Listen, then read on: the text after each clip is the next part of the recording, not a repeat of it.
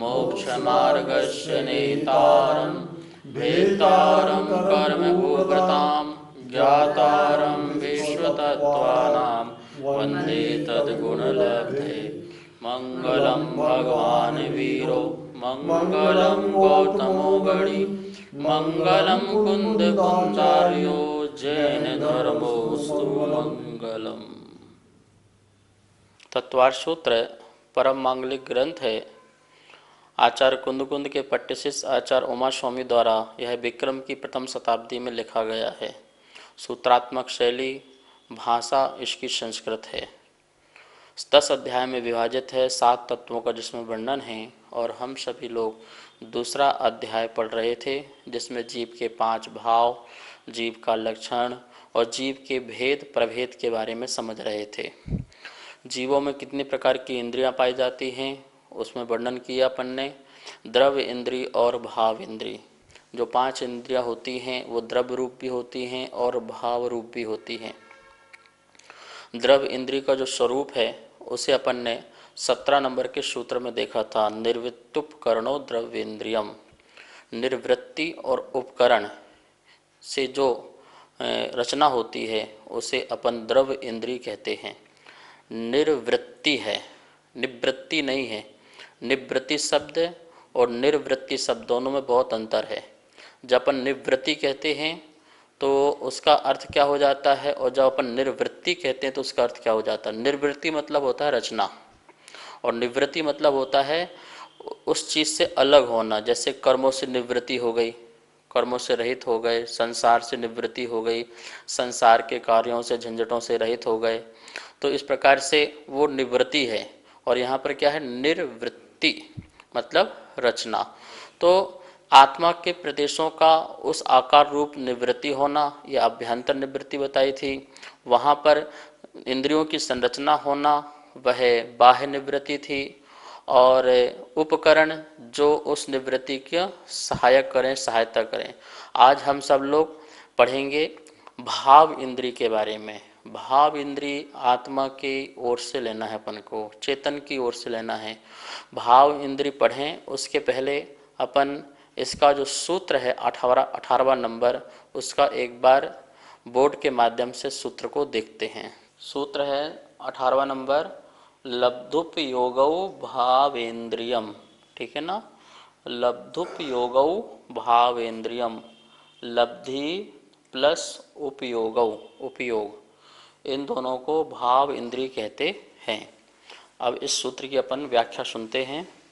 भाव इंद्रिय 2 प्रकार की होती हैं, लब्धि और उपयोग रूप। आप यहाँ स्लाइड में देख रहे होंगे और दोनों यहाँ पर लिखी हुई हैं।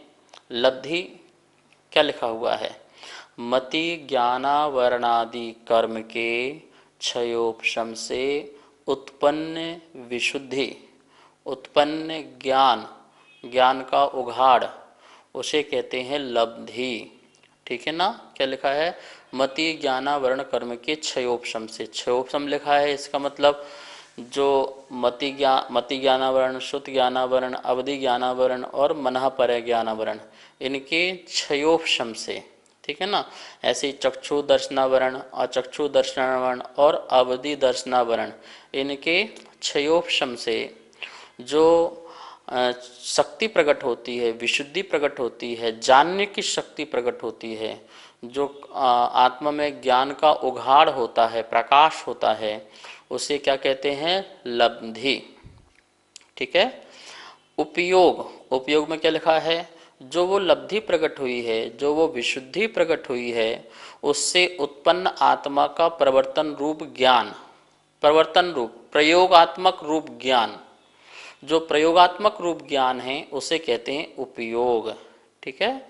एक तो अपन को शक्ति प्रकट हो गई, अपने पास 1 करोड़ रुपए आ गए।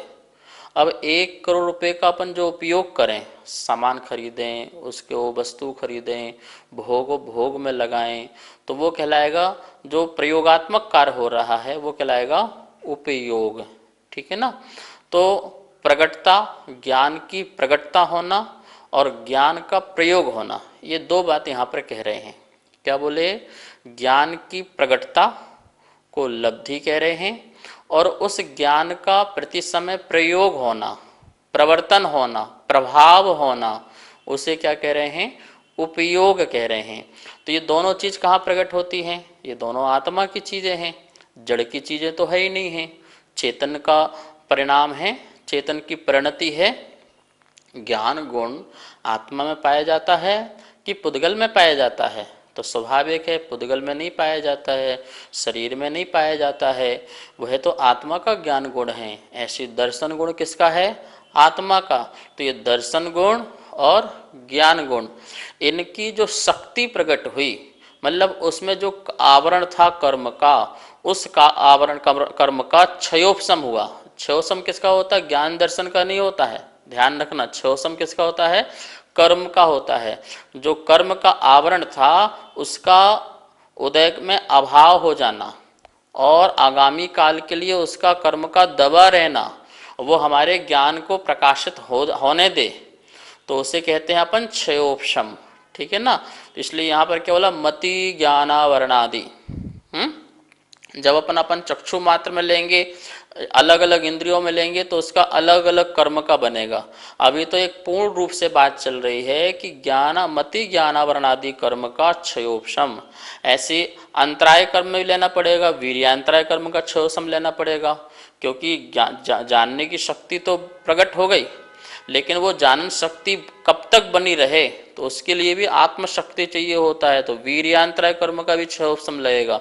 इसलिए यहाँ पर आदि शब्द दे दिया। मति ज्ञानावरणादि कर्म का क्षयोपशम से जो उत्पन्न हुई विशुद्धि, उसे कहते हैं लब्धि। ठीक है, ओके। फिर क्या दिया है? उपयोग। जो विशुद्धि प्रकट हुई है, उस विशुद्धि से उत्पन्न आत्मा का प्रवर्तन रूप ज्ञान, प्रभाव रूप ज्ञान, जानने रूप ज्ञान, जाननहार रूप ज्ञान, वह कहलाता है उपयोग। तो यहाँ पर लब्धि और उपयोग बताई। लब्धि मतलब शक्ति।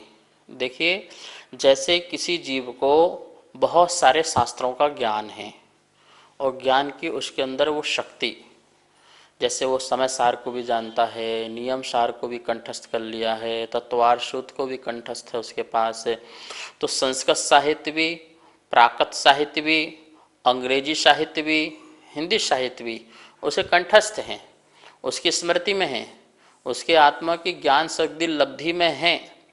लेकिन जिस समय वो जिस चीज़ का चिंतन कर रहा है, तो उपयोग उसका उस समय उसमें रहेगा। जैसे मैं समय सार की गाथा पढ़ा रहा हूँ या गाथा समझा रहा हूँ या चिंतन कर रहा हूँ, तो मेरा उपयोग कहाँ पर है उस समय? समय सार की कुंद कुंद की गाथाओं में लगा हुआ है, आत्मा परमात्मा के भेद विज्ञान में लगा हुआ है। तो वो क्या हुआ? वो मेरा उपयोग समय सार में है। तो जिस समय मेरा समय सार में उपयोग है, तो उस समय मेरा नियम सार में उपयोग नहीं है। समय सार में भी पूरे समय सार में नहीं, जिस पर्टिकुलर कोई गाथा, कोई श्लोक, कोई शब्द का आप वाचन कर रहे हैं, चिंतन कर रहे हैं, मंथन मनन कर रहे हैं, उस समय आपका उपयोग सिर्फ और सिर्फ वहीं पर है, अन्य जगह नहीं है। तो ये तो हो गया मेरा उपयोग। ठीक है ना? लेकिन जिस समय मैं जिस शब्द का चिंतन कर रहा हूँ, उस समय मेरे को और भी शब्दों का ज्ञान है, और भी मेरे पर वोकेबलरी है, शब्दकोश है, लेकिन वो मेरे उपयोग में अभी नहीं है। अभी वो मेरे लब्धि में है। कहाँ पर है वो? लब्धि में है, शक्ति रूप में है। उस समय मेरा नियमसार का भी ज्ञान है, प्राकृत का भी है, संस्कृत का भी है। सामान्य से बात समझिए, आपको वर्तमान में कितनी भाषाओं का ज्ञान है? लगभग 2 भाषाओं का तो लगभग सबको ज्ञान होता ही होता है, हिंदी और संस्कृत। जिस समय आप हिंदी में वार्तालाप किसी से कर रहे हैं, तो उस समय आपको इंग्लिश आती है या नहीं आती है? अंग्रेजी भाषा बोलना आता है या नहीं आता है? या उसका नॉलेज आपको है या नहीं है? तो आप कहेंगे मुझे नॉलेज तो है, पर आपको नॉलेज है, पर उपयोग में अभी आपका अंग्रेजी नहीं है। उपयोग में क्या है? आपको अभी हिंदी भाषा है, हिंदी में वार्तालाप आप कर रहे हैं। तो जिसमें आप वार्तालाप कर रहे हैं वो आपका ज्ञान का व्यापार, ज्ञान की क्रिया प्रक्रिया चल रही है। वो किस में चल रही है? उपयोग में हिंदी चल रही है, और लब्धि में वो अंग्रेजी भी रखी हुई है। आपको उस समय भी आपको अंग्रेजी का ज्ञान है। ऐसे ही मति ज्ञानावरण कर्म का क्षयोपशम होने से व्यक्ति को पांचों इंद्रियों मन की सहायता, जैसे कोई पांच इंद्रिय जीव हो और उसकी द्रव्य इंद्रिय बढ़िया हो तो, और उसका क्षयोपशम मति ज्ञानावरण कर्म का वीर्यांतर कर्म का क्षयोपशम उसका हो तो उसको पांचों और मन, पांच इंद्रियों मन, इन छयों से जानने की शक्ति तो प्रकट हो गई। लेकिन जिस समय वो देख रहा है तो उस समय देखने रूप उपयोग है उसका, सुनने रूप उपयोग नहीं है। जिस समय वह सुन रहा है तो सुनने रूप उपयोग है, देखने रूप उपयोग नहीं है। जिस समय वो चख रहा है तो चखने रूप उपयोग है, उस समय वो सुनने और देखने रूप उपयोग नहीं है, क्योंकि उपयोग एक बार में एक ही होता है। इतना सूक्ष्म होता है जिसको हम पकड़ नहीं पाते हैं। हम तो अपने उपयोग को, स्थूल उपयोग को पकड़ पाते हैं। कौन से उपयोग को पकड़ पाते हैं? स्थूल एक समय के उपयोग को अपन कहाँ पकड़ पाते हैं? अपन तो असंख्यात समयों से वाला जो उपयोग है वो हमारे पकड़ में आता है, और उसके कारण हमको लगता नहीं हम तो देख भी रहे हैं, सुन भी रहे हैं, चख भी रहे हैं और स्पर्श भी कर रहे हैं, पांचों इंद्रिय का हमारा एक साथ ज्ञान हो रहा है, हम सोच भी रहे हैं। लेकिन ऐसा नहीं है, एक बार में एक उपयोग होता है। तो उपयोग जो ज्ञान का व्यापार है, जो आपकी विशुद्धि प्रकट हुई थी, जो ज्ञान का उघाड़ प्रकट हुआ था, आपने पुरुषार्थ पूर्वक कर्म का क्षयोपशम करने से जो आपका प्रकाश प्रकट हुआ, विशुद्धि प्रकट हुई, वो उसका व्यापार जो चल रहा है उसे कहते हैं उपयोग। चैतन्य के अनुविधायी परिणाम को उपयोग कहते हैं। क्या बोलते हैं? चैतन्य के अनुविधायी, अनुविधायी मतलब अनुसरण, चैतन्य का अनुसरण करने वाला जो परिणाम है उसे उपयोग कहते हैं। अब ये उपयोग एक समय में एक ही होता है। केवल ज्ञानी को भी एक समय में एक ही उपयोग होता है। एक समय का केवल ज्ञान, फिर दूसरे समय का केवल ज्ञान, तीसरे समय का केवल ज्ञान, इस प्रकार का अलग अलग केवल ज्ञान, मतलब हर समय का केवल ज्ञान अलग अलग उनका, तभी तो उत्पाद व्यय होगा, वरना उत्पाद व्यय भी होना वो बात जो है घटित नहीं होगी। तो इस प्रकार से वो बात अलग है कि उसी रूप को जान रहा है, उतना ही उतना जान रहा है, लेकिन प्रति समय का नया नया केवल ज्ञान है उत्पाद व्यय की अपेक्षा से। तो इस प्रकार से अपन ने यहाँ पर देखा लब्धि और उपयोग को, कि लब्धि किसे कहते हैं और उपयोग किसे कहते हैं। नमस्ते गुरुदेव, मेरा प्रश्न है कि उपयोग क्या दो प्रकार का है, स्वउपयोग, परिउपयोग? इसका कृपा समाधान कीजिए। उपयोग एक ही होता है, लेकिन अपन इसे उपचार से दो प्रकार का कह सकते हैं। पर पदार्थ जब निमित्त बनता है और उसको जानने में जब उपयोग हमारा लगा रहता है तो हम उससे कह सकते हैं पर उपयोग। और जब अपने स्व को जानता है तो अपन कह सकते हैं उसको स्व उपयोग, जहाँ पर का निमित्त ना लगे। ये तो अपन ने व्यवहार से किया। वैसे उपयोग तो क्या है? चैतन्य के परिणाम हैं। तो आत्मा अपने को ही जानता है तो पर का ज्ञान होता है। पर को जानने से ही आत्मा को ज्ञान होता है, ऐसा कभी नहीं होता है। जिस समय पर को भी जान रहा है तो उस समय आत्मा ज्ञान रूप रमण किस में कर रहा है? पर में कर रहा है कि अपने में कर रहा है? अपने में ही परिणमन करेगा। जैसे केवल ज्ञानी है तो केवल ज्ञानी पूरे तीन लोक को देख करके ज्ञान रूप परिणमन कर रहे हैं कि अपने ज्ञान में परिणमन कर रहे हैं तो तीन लोक दिख रहा है। तो अपने ज्ञान में परिणमन कर रहे हैं तो तीन लोक दिख रहा है। ऐसे ही उपयोग कैसा है? प्रत्येक आत्मा अपने में ही परिणमन करता है। तो अपने परिणमन करने से तो उपयोग तो स्व उपयोग ही हुआ। लेकिन अपन इंद्रिय सापेक्षता की दृष्टि से कि इंद्रियों के माध्यम से पराधीन होकर के पर पदार्थ को जानता है, इसलिए अपन इसे पर उपयोग कह सकते हैं। और जब इंद्रिय के माध्यम से नहीं, अनिंद्रिय अर्थात इंद्रियों से परे मात्र अपने आत्मा को आत्मा से जानता है तो उसे अपन स्व उपयोग कह सकते हैं। इस प्रकार की व्यवस्था बिठाई जा सकती है। तो यहाँ पर अपन इसको जो अपन ने दोनों सूत्र पढ़े 17वां नंबर का और 18वां नंबर का, इसकी अपन एक बार रूपरेखा देख लेते हैं। ऊपर इंद्रिय लिखिए जहाँ यहाँ लिखा हुआ है और अपनी कॉपी में नोट करते जाइए। इंद्रिय लिखिए और एक तरफ लिखिए द्रव इंद्री और दूसरी तरफ लिखिए भाव इंद्री। ठीक है ना। द्रव इंद्री के नीचे फिर आप बनाइए 2 निवृत्ति और उपकरण। ठीक है ना। निवृत्ति मतलब इंद्रियाकार रचना। निवृत्ति मतलब क्या हो गया, सिंपल सा अर्थ हो गया शॉर्ट में, इंद्रियाकार रचना, उसे अपन कहेंगे द्रव इंद्री, निवृत्ति द्रव इंद्री। ठीक है ना। इंद्रियाकार रचना पुद्गल की भी हो सकती है और आत्मा के प्रदेशों की भी हो सकती है। और फिर अपने लिखा है उपकरण। उपकरण में क्या लिखा है, निवृत्ति का उपकार करे सो उसे उपकरण कहते हैं। ये पूरा चार्ट आप अपनी एक कॉपी में पूरा बना लेना, जिसमें आप कभी दोबारा कभी भूलेंगे नहीं, आपको याद रहेगा द्रव इंद्री का क्या पाठ है और भाव इंद्री का क्या पाठ है। भाव इंद्री के नीचे बनाया अपन ने लब्धि और उपयोग। लब्धि में क्या लिखा है, ज्ञानावरणादि कर्म का क्षयोपशम। क्या लिखा है, ज्ञानावरणी कर्म का क्षयोपशम, उसे अपन ने क्या लिया है, लब्धि। ठीक है ना। तो ज्ञानावरणी कर्म का क्षयोपशम होगा तो ज्ञान की शक्ति प्रकट होगी, उसे अपन ने लब्धि कहा। उपयोग में क्या लिखा हुआ है, चेतना का परिणाम विशेष। जो चेतना का परिणाम विशेष है या ज्ञान का व्यापार है उसे अपन ने उपयोग कहा। एक और स्लाइड देखिए, यहाँ पर क्या क्या लिखा हुआ है, लब्धि, उपयोग, द्रव इंद्री और उपकरण।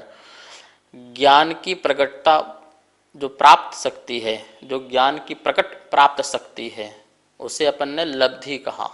क्या कहा, लब्धि। ज्ञान की जो प्रकट शक्ति प्रकट हुई है उसे अपन ने, जैसे आपने अपने घर में 5 किलोवाट का या 10 किलोवाट का आपने मीटर लगवा लिया, तो वह आपकी कितनी शक्ति प्रकट हो गई कि आप 10 किलोवाट की जो लाइट है अपने पूरे घर में क्या कर सकते हैं, एक साथ भी उपयोग कर सकते हैं, पूरी शक्ति। ठीक है ना।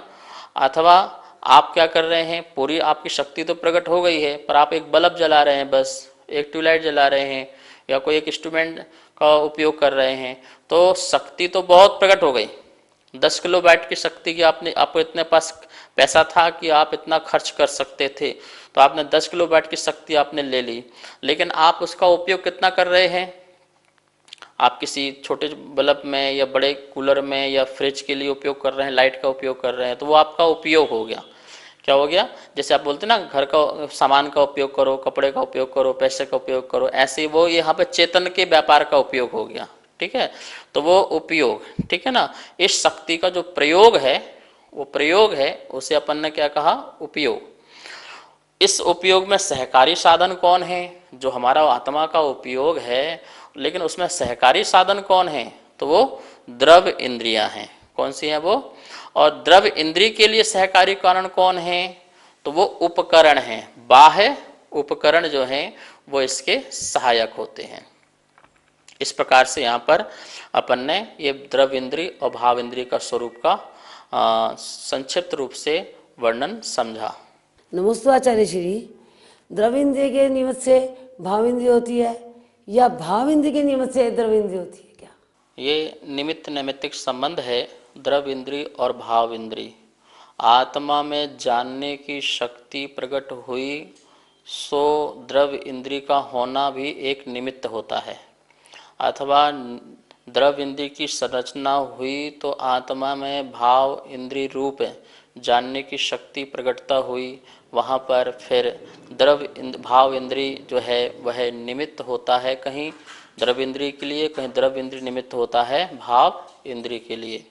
आत्मा में जानने की शक्ति तो प्रकट हो जाए और उस समय द्रव इंद्रिय ना हो, ऐसा भी नहीं हो सकता। ठीक है ना। उसमें उस समय द्रव इंद्रिय भी वहाँ पर उपस्थित होती ही होती है। जैसे स्पर्शन इंद्रिय एक इंद्रिय के स्पर्शन इंद्रिय है, हाँ ये हो सकता है कि जानने की शक्ति कम ज़्यादा तो हो सकती है। स्पर्शन इंद्रिय एक इंद्रिय की है और उस समय उसका क्षयोपशम ना हो, भाव इंद्रिय का स्पर्शन इंद्रिय संबंधी ऐसा नहीं होगा। हाँ उसमें कम ज़्यादा तो हो सकता है कि उसको उसका जो व्यापार है, जानने की शक्ति है, वो क्या हो रही है, कम चल रही है, लेकिन क्षयोपशम बिल्कुल भी ना हो, नगण्य हो, ऐसा नहीं हो सकता। जैसे एक इंद्रिय भी है तो उसके भी निगोदीय जो जीव है उसके भी एक अक्षर के अनंतवे भाग बराबर ज्ञान निरावरण है। ठीक है ना। तो इस प्रकार से और आगे जाकर के उसका क्षयोपशम भी देखा जाता है। निरावरण तो है ही है, पर उसके अलावा कर्म का क्षयोपशम भी देखा जाता है। क्षयोपशम के बल से उसके भाव इंद्रियां प्रकट होती हैं। तो एक स्पर्शन इंद्रिय संबंधी, फिर रसना संबंधी, फिर घ्राण संबंधी। तो द्रव्य इंद्रिय की संरचना होने से उस जीव में भाव इंद्रिय की भी प्रकटता होती है, और भाव इंद्रिय की प्रकटता होने से द्रव्य इंद्रिय का भी संचार कार्य दिखाई देता है। जैसे कर्ण के माध्यम से सुनना, घ्राण के माध्यम से सूंघना, स्पर्श के माध्यम से रूखा चिकना का ज्ञान होना। तो ये दोनों एक दूसरे के निमित्त नैमित्तिक संबंध बनते हैं। ये सब ध्यान रखना क्षयोपशम अवस्था में, ठीक है ना। क्षयिक अवस्था में कोई भी द्रव्य इंद्रिय निमित्त कार्य जरूरी नहीं है, क्योंकि जहाँ पर डायरेक्ट आत्मा का ज्ञान, आत्मा का दर्शन प्रकट हो जाता है, तो वहाँ पर इंद्रियों आदि की कोई ज़रूरत, कोई आवश्यकता, द्रव्य इंद्रिय कोई ज़रूरत आवश्यकता नहीं बनती है। फिर वो निमित्त का कार्य नहीं करती हैं। इसका भी हमें अच्छे तरह से समझ लेना चाहिए। नमस्ते गुरुदेव, मेरा प्रश्न है कि आत्मा में जो विशुद्धि प्रकट होती है उसका कारण भाव इंद्रिय है या कोई अन्य कारण है? आत्मा में जो भाव इंद्रिय में विशुद्धता प्रकट होती है वह तो अपनी निज शक्ति है। निश्चय से देखें तो अपनी क्या है? निज शक्ति है। अपनी निज शक्ति है जो देखने, सुनने या स्पर्श आदि ज्ञान संबंधी के लिए ज्ञान प्रकट हो रहा है, वो आत्मा की अपनी निज शक्ति है। निश्चय से तो ये है। व्यवहार से मति ज्ञानावरण कर्म का क्षयोपशम हो तो कर्म भी आप निमित्त हो गया। यदि कर्म का क्षयोपशम ना हो तो फिर वो आत्मा में जानने की शक्ति भी क्या बोलते कि प्रकट नहीं होती है। तो व्यवहार में बाहर निमित्त है, कारण है, तो कर्म भी कारण है। क्या है? कर्म भी कारण है आत्मा की विशुद्धि प्रकट करने में, होने में। उपादान शक्ति तो अपनी आत्मा की स्वयं की जानने की शक्ति है, तो विशुद्धि भाव तो वो आत्मा का ही है, ठीक है, जानने की शक्ति और उपयोग का व्यापार। लेकिन उसमें कर्म निमित्त कैसा हुआ? उसका कर्म का क्षयोपशम होना ही वह उसके लिए निमित्त है। एक निमित्त तो ये हो गया कर्म का क्षयोपशम। बाह्य निमित्त भी और भी होते हैं। जैसे आपने चश्मा पहना है तो चश्मा भी आपके लिए निमित्त है। कान से सुनाई नहीं देता है तो कान की मशीन लगाते हैं, वो मशीन भी आपके लिए क्या होती है? निमित्त रूप होती है। तो इस प्रकार से जो बाह्य उपकरण हैं, यंत्र आदि हैं, उनके माध्यम से भी आप के लिए विशुद्धि प्रकट होने में माध्यम बनती है।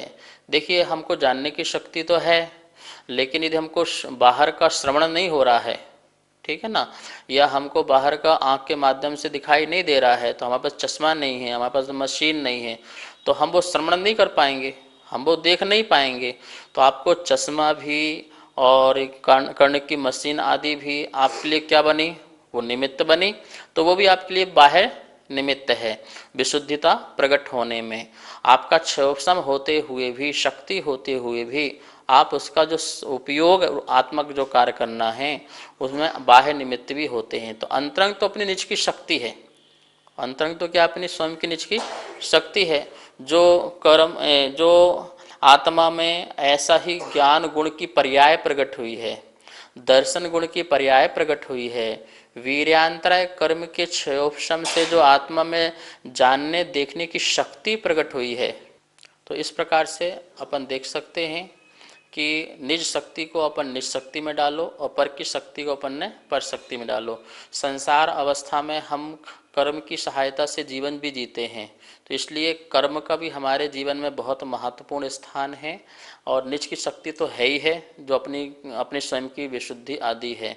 इस प्रकार से निमित्त नैमित्तिक संबंध बना करके अपन चलेंगे तो हमें ये बात दोनों समझ में यहाँ पर आ जाएंगी। इस प्रकार से भाव विशुद्धि निश्चय से अपनी ही स्वयं की प्रकट हुई शक्ति और उसका प्रवर्तन रूप ज्ञान उपयोग अपना ही है, यह बात यहाँ पर समझना चाहिए। इस प्रकार से अपन ने देखा 17 नंबर और 18वां नंबर जो सूत्र है बड़ा इम्पोर्टेंट है कि इसके माध्यम से हमने द्रव्य इंद्रिय के बारे में और भाव इंद्रिय के बारे में समझा विस्तार रूप से। और कभी आगे अवसर मिलेगा तो इसको और भी विस्तार रूप से अपन समझेंगे। आरती चोपड़ा, बपुरम, बेंगलोर। आपकी शंका है, ऐसा कर्म या कार्य क्या करें जिससे त्रस नाम कर्म में उदय में जीव को आना पड़ता है? देखिए, तृष्ण नाम कर्म 2 इंद्रिय से लेकर के 5 इंद्रिय तक के सभी जीव को तृष्ण नाम कर्म का उदय होता है, तभी जीव तृष्ण पर्याय में जन्म लेता है। लेकिन यदि हमें तृष्ण में मनुष्य, देव, नारकी या 5 इंद्रिय, त्रियंच या 2 इंद्रिय भिन्न भिन्न पर्याय में जन्म लेना है तो उनके अलग अलग कारण होते हैं।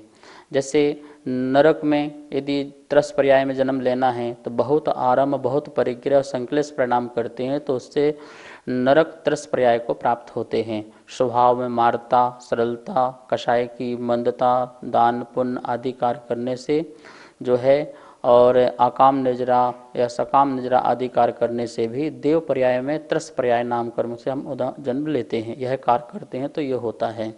यदि त्रिंच पर्याय में यदि जन्म होता है, 2 इंद्रिय, 3 इंद्रिय, 4 इंद्रिय या 5 इंद्रिय तृष्ण पर्याय में जन्म लेना है तो वह माया त्रिगुणस्य, मायाचारी के तीव्र तीव्रतर मंद मंद मंत्र आदि परिणामों के कारण त्रिंच गति में जन्म होता है।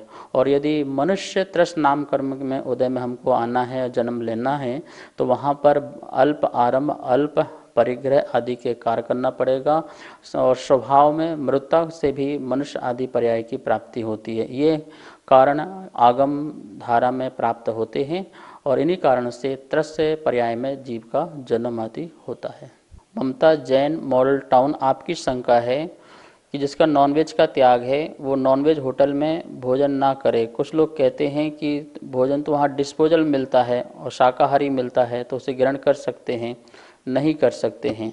नॉनवेज होटल में आप वहाँ पर डिस्पोजल में मिले, चाहे सोने की थाली में मिले, चाहे चांदी की थाली में मिले, किसी या हाथ में मिले, आप वहाँ नहीं कर सकते हैं, क्योंकि वहाँ पर जो भोजन है वह नॉनवेज बन रहा है। वहाँ की रसोई, वहाँ के बर्तन, वहाँ के वर्कर्स। और पहली बात, यदि आपको यदि जीवन में शुद्धता लाना है तो होटल आदि में आपको कुछ खाना ही नहीं चाहिए। जिसका छने पानी का नियम है वो कहीं भी बाहर नहीं खा सकता है। दूसरी बात, होटल ही नहीं, यदि नॉनवेज यदि अस्पताल में मिल रहा है तो वहाँ भी नहीं खाएंगे, किसी रेस्टोरेंट में मिल रहा है तो वहाँ भी नहीं खाएंगे। किसी भी स्थान में यदि आपको वहाँ पर नॉनवेज आदि होता है तो वहाँ पर आपको भोजन नहीं करना है। यदि करते हैं तो आपको नॉनवेज का ही पाप लगेगा और जीवों की हिंसा का पाप लगेगा और आपके अशुद्धता आपके अंदर आएगी। इस प्रकार से वहाँ पर कुछ भी खाना पीना नहीं चाहिए। जावाणी के ज्ञान से सूझे लोकारोग, सो वाणी मस्तक धरो सदा देत हो धो। हे जिन वाणी भारती तो हे जपो दिन रैन, जो तेरा शरणा धरे सो पावे सुख चैन। सभी को बहुत बहुत मंगल आशीर्वाद।